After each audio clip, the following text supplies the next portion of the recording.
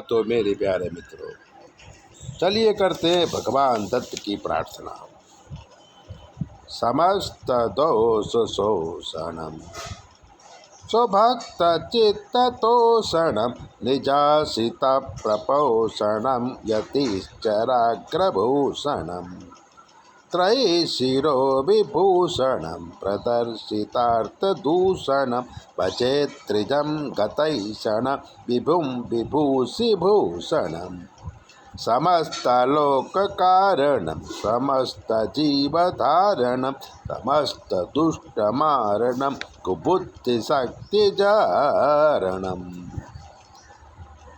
भजत्कयात्रिदारणं भजत्कुकर्मभारणं हरिं स्वभक्ततारणं नमामि साधुचारणम् नमाम्यहं मुदास्पदं निवारिताखिलापदं समस्तदुःखपातापदं मुनीन्द्रवन्दते पदम् इदञ्चितान्तरामदं विहाय नित्यसम्मदं प्रयान्ति नैव ते विदं मुहुर्भजाति चाभिदम् प्रसीद सर्वचेतने प्रसीद बुद्धिचेतने स्वभक्तिरक्तचेतने नमामि भक्तवत्सलम्